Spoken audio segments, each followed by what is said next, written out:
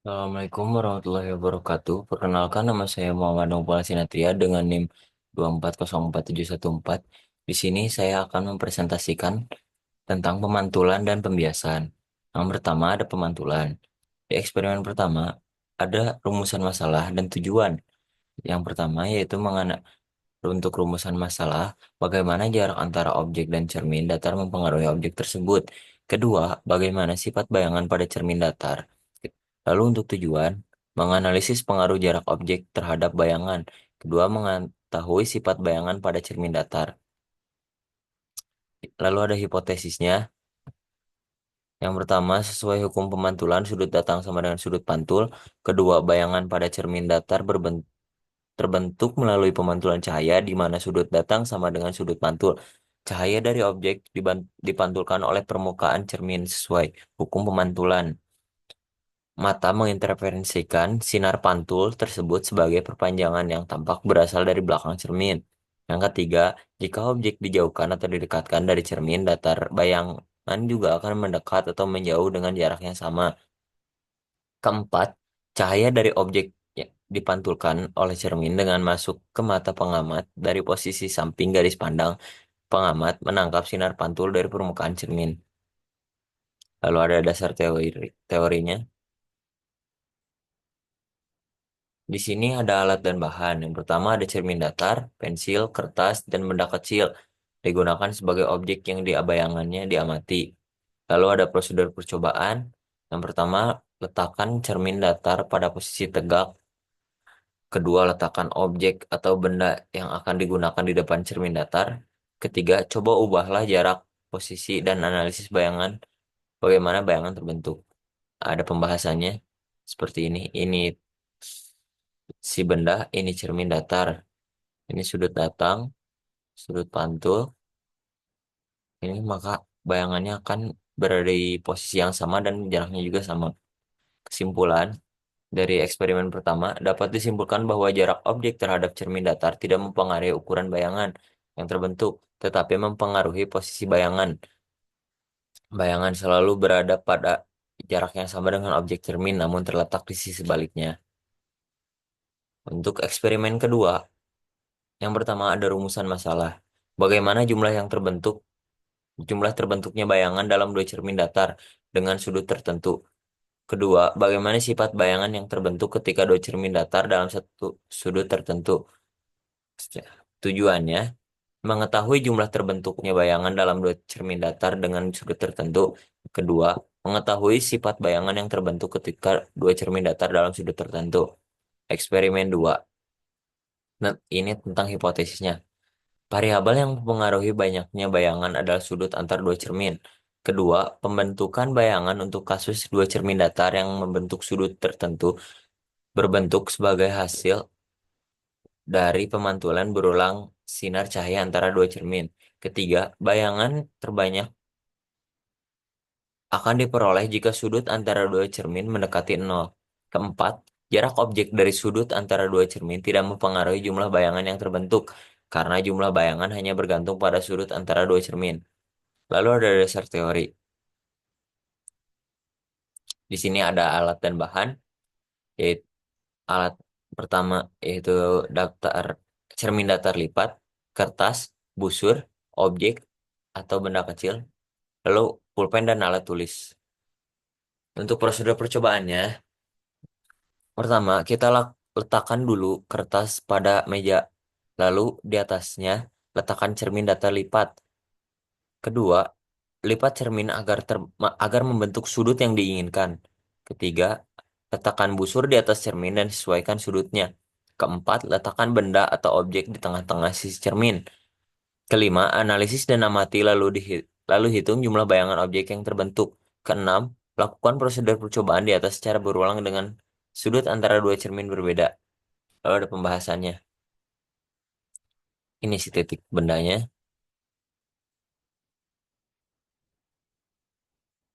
Kesimpulan dari praktikum ini, hasil dari praktikum menyatakan bahwa yang mempengaruhi banyaknya bayangan adalah sudut antara dua cermin. Bayangan terbanyak diperoleh ketika sudut antara dua cermin mendekati nol, jadi semakin kecil sudut, semakin banyak yang terbentuk. Sekarang eksperimen ketiga. Yang pertama ada rumusan masalah dan tujuan. Rumusan masalah pertama, bagaimana kelangkungan cermin mempengaruhi sifat bayangan yang dihasilkan? Kedua, apakah terdapat perbedaan sifat bayangan yang dihasilkan antara cermin datar dan cermin lengkung? Lalu ada tujuan. Yang pertama, mengetahui pengaruh sifat bayangan yang dihasilkan dengan kelengkungan permukaan tertentu.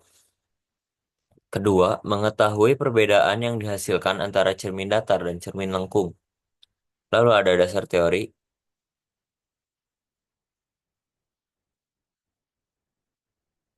ada alat dan bahan, sperometer, cermin cekung, cermin cembung. Yang untuk prosedur percobaannya, yang pertama kalibrasi dulu alat yang akan digunakan, yaitu sperometer pada permukaan datar, nolkan skala tengah. Kedua, tempatkan sperometer di atas cermin, lalu putar skala tengah hingga kaki tengah menyentuh permukaan untuk mengukur. Lalu catat hasilnya. Ukur jarak antara dua kaki luar sperometer menggunakan penggaris. Hitung jari-jari kelengkungan. Keempat, ulangi beberapa kali untuk mendapatkan hasil akurat. Kelima, analisis data dengan persamaan sebelumnya. Di sini ada pembahasannya. Hasil pengukuran untuk cermin cekung dan cermin cembung. Pada cermin cekung, pengukuran dilakukan untuk menentukan fokus dan jari-jari kelengkungan. Pada cermin cembung, fokus dan jari-jari kelengkungannya juga diukur, tetapi fokusnya bersifat negatif karena cermin ini bersifat divergen. Ini pembahasannya. Kesimpulan dari praktikum ini, kelengkungan permukaan cermin menentukan cara cahaya dipantulkan. Cermin cekung memfokuskan cahaya sehingga dapat menghasilkan bayangan nyata atau semu. Tergantung posisi objek, cermin cembung menyebarkan cahaya sehingga hanya menghasilkan bayangan semu, tegak, dan diperkecil. Berbeda dengan cermin lengkung, cermin datar hanya memantulkan cahaya langsung tanpa mengubah ukuran atau orientasi secara signifikan, menghasilkan bayangan yang selalu sama besar dengan objek. Ini ada eksperimen keempat, ada rumusan masalah, bagaimana hubungan antara objek benda dan cermin terkait sifat bayangan. Lalu ada tujuan, mengetahui hubungan jarak objek dengan cermin terkait sifat bayangan. Di sini ada dasar teorinya. Alat dan bahannya laptop atau handphone, lalu alat tulis. Prosedur percobaannya, buka aplikasi atau web PHAT, lalu pilih geometrik optik, lalu ketiga, pilih eksperimen mirror atau cermin, keempat, pilih jenis cermin yang dan lakukan percobaan dengan jarak sebagai variabel bebas. Lima, amati hasil. Di sini ada pembahasannya. Kesimpulan dari eksperimen keempat, hubungan antara objek dan sifat bayangan tidak sama untuk cermin cekung dan cembung. Pada cermin cekung, jarak objek sangat mempengaruhi sifat bayangan, sedangkan pada cermin cembung, sifat bayangan tetap sama meskipun jarak objek berubah. Kita lanjut ke eh, praktikum pembiasan. Di eksperimen pertama, ada rumusan masalah tentang bagaimana arah perjalanan cahaya berubah ketika melewati kaca plan paralel. Kedua, bagaimana pergeseran lateral pada kaca plan paralel dihitung. Lalu ada tujuan, mengetahui arah perjalanan cahaya berubah ketika melewati kaca plan paralel. Kedua, mengetahui pergeseran lateral pada kaca plan paralel. Lalu ada hipotesisnya. Yang pertama, variabel yang mempengaruhi sudut deviasi minimum adalah panjang gelombang dan sudut datang cahaya. Cahaya dengan panjang gelombang lebih pendek akan memiliki sudut deviasi lebih besar dibandingkan cahaya dengan panjang gelombang lebih panjang. Ketiga, cara menentukan indeks bias adalah dengan mengukur sudut masuk dan sudut keluar. Lalu ada dasar teorinya. Di sini ada alat dan bahan. Yang pertama ada jarum pentul, kedua kaca pelan paralel, ketiga busur derajat, dan keempat alat tulis. Prosedur percobaannya, Pertama-tama, letakkan kaca pelan paralel di atas kertas milimeter blok, lalu berikan tanda menggunakan pensil di sekeliling kaca. Lalu, tancapkan jarum pentul ke dalam kertas milimeter blok sebagai arah datang satu. Lalu, lihatlah di seberang kaca posisi bayangan jarum pentul ditandai dengan menancapkan jarum pentul sebagai sinar datang dua. Di sini ada hasilnya.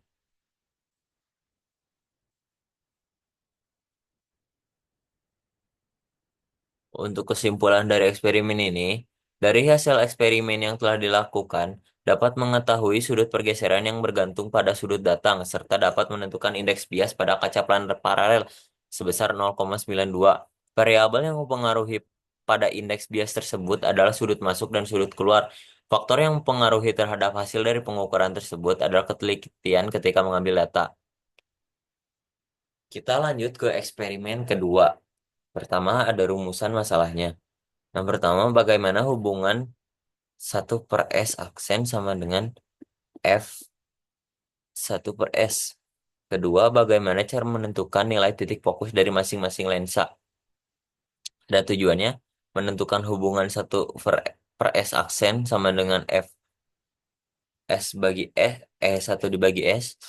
Yang kedua, menentukan nilai titik fokus dari masing-masing lensa.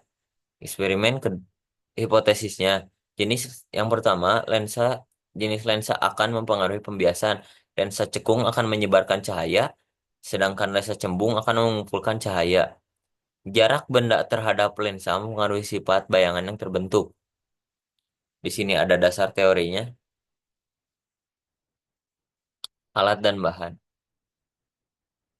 Yang pertama, ada penyangga, kedua lampu, ketiga dudukan cermin, keempat layar, lalu kelima ada lensa cembung dan cekung. Prosedur percobaannya, pasangkan lampu dengan penyangga didudukan, pasangkan lensa didudukan, pasangkan kertas penerima bayangan atau layar. Keempat, perhatikan kondisi bayangan yang tampak pada kertas. Kelima, aturlah jarak agar bayangan tampak fokus. Keenam, analisis arah objek lensa dengan bayangan lensa. Tujuh, ulangi langkah tersebut dengan mengganti jenis lensa. Di sini ada pembahasannya. Untuk ini hasil dari cermin cembung, ini hasil dari cermin cekung. Ini untuk grafiknya. Kesimpulannya, dari hasil eksperimen menunjukkan bahwa sifat lensa mempengaruhi cara cahaya dibiaskan.